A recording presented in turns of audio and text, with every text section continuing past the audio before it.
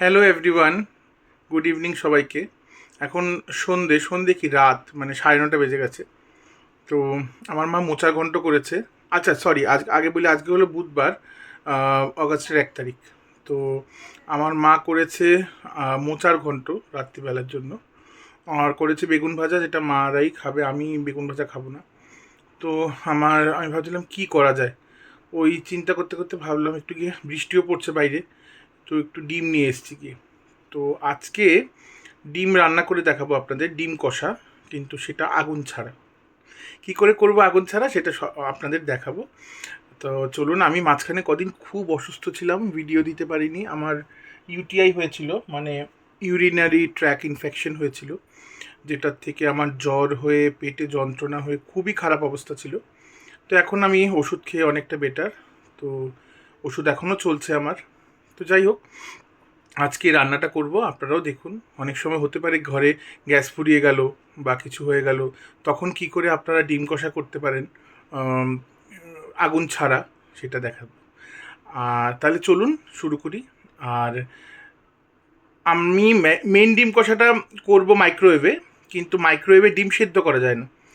আপনাদেরও এটা বলে রাখি, সবসময় মাথায় রাখবেন, মাইক্রোওয়েভে কোনো দিন ডিম সেদ্ধ করা যায় না। মাইক্রোওয়েভে ডিম সেদ্ধ করলে হয়তো সেদ্ধ হয়ে যাবে, কিন্তু ডিমটা ব্লাস্ট হতে পারে, প্রচণ্ড বোমের মতো ব্লাস্ট হয় ডিম মাইক্রোওয়েভের মধ্যে। তো মাইক্রোওয়েভে কোনো দিনও আস্ত ডিম দেবেন না, ভেঙে দিতে পারেন। আস্ত ডিম সেদ্ধ করার জন্য কোনো দিনও মাইক্রোওয়েভে দেবেন না, বা ডিম সেদ্ধ হয়ে যাওয়ার পরে ভাজার জন্যও দেবেন না।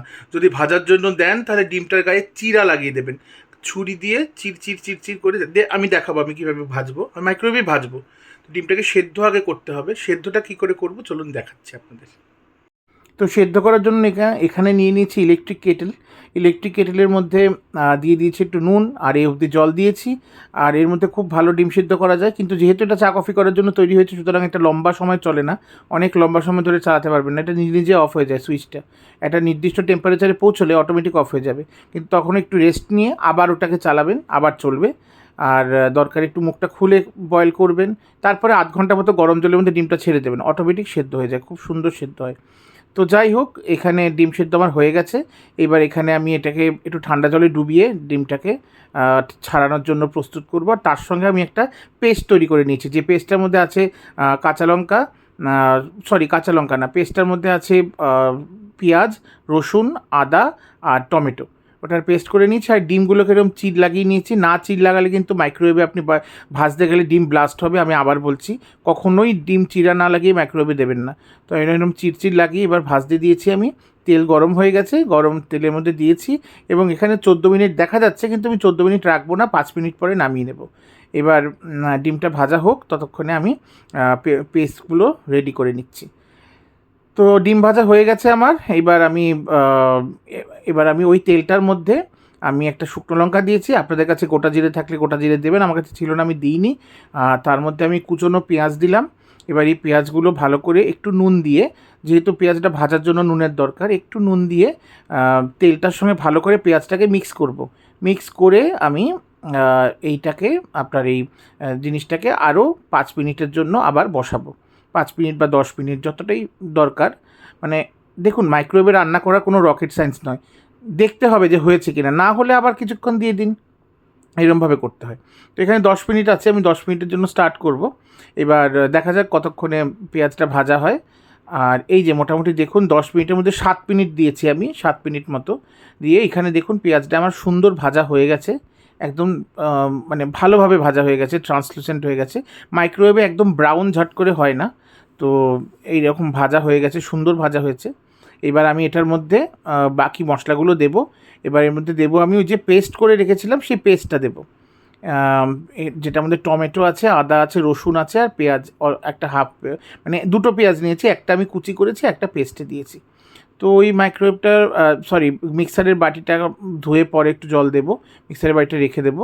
আর তার সঙ্গে এখানে দিয়েছি আমি কটা মশলা। এখানে দিয়েছি হলুদ, আর এখানে দিয়েছি একটু কাঁচা লঙ্কা কুচি, আর তার সঙ্গে দিয়েছি এখানে কাশ্মীরি লঙ্কার গুঁড়ো, এখানে দিয়েছি একটু চিনি, এখানে দিয়েছি একটু ম্যাগি মশলা, এখানে দিয়েছি একটু ধনের গুঁড়ো অল্প 1/2 চামচ মতো, আর ওখানে দিয়েছি একটু 1/2 প্যাকেট মতো, ছোটো প্যাকেটের 1/2 প্যাকেট মতো গরম মশলা। দিয়ে এটা ভালো করে মিক্স করে এটা বসিয়ে দেবো আবার কষানোর জন্য। এবার এটা কষবে, মশলাটা অনেকক্ষণ ধরে কষাতে হবে, সুতরাং ভালো করে এটা মিক্স করে এবার 10 মিনিট মতো আবার দেবো। এবার নামিয়ে দেখবো যদি তেল ছেড়ে দেয় তাহলে আর দেবো না, আর যদি মনে করি যে না তেল ছাড়েনি তাহলে একটু জল দিয়ে আবার বসাবো কষানোর জন্য। তো চলুন এটা বসিয়ে দিই। আর এরমভাবে আপনারা খেয়ে দেখবেন। আর একটা জিনিস জানবেন, মাইক্রোওয়েভে রান্না খেলে আপনার খাদ্যের যে গুণমান অনেক ভালো থাকে, মাইক্রোওয়েভে খাদ্যের গুণমান নষ্ট হয় না। তো এই যে আমি 10 মিনিটের জন্য দিয়েছি আবার, এবার এটা আস্তে আস্তে এরমভাবে হবে। এই যে আমি 10 মিনিটও না, মোটামুটি 2 মিনিট বাকি থাকতে আমি নামিয়ে নিয়েছি। নামিয়ে এই যে এখান দিয়ে দেখুন সাইড থেকে সুন্দর ব্রাউন হয়ে এসছে, তেল ছেড়ে এসছে, কিন্তু মাঝখানটা এখনও ভালো করে কষেনি, ওই জন্য আমি আরেকবার দেবো। এবার ওই মিক্সারের বাটিটা ধুয়ে একটু জল দেবো, সঙ্গে আমরা আর একটু মশলা অ্যাড করব এটার মধ্যে। কী মশলা অ্যাড করব?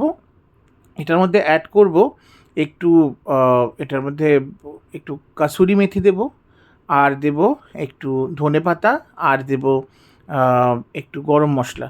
গরম মশলাটা শেষে দেব। ধনেপাতা একটু কুচিয়ে নিয়েছি আমি, যেটার হাফ আমি দেবো আর ইউজ করব রান্নায়, আর হাফটা পরে আমি গার্নিশিংয়ের জন্য ইউজ করব।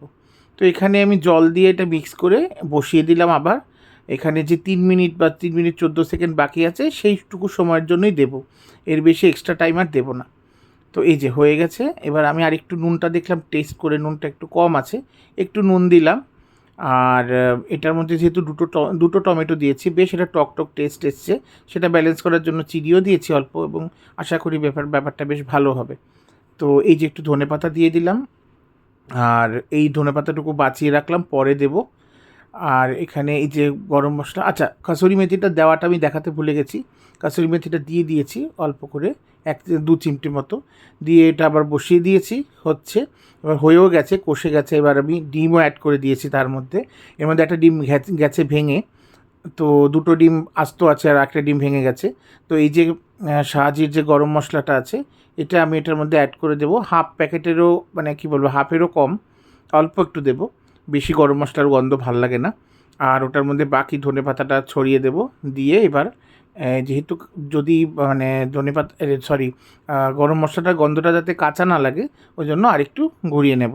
এই যে 2 মিনিট 45 সেকেন্ড মতো আছে, ওই সময়টুকু ঘুরিয়ে নেব। এই যে আমাদের ডিম কষা হয়ে গেছে, এবার আমি যাই খেতে।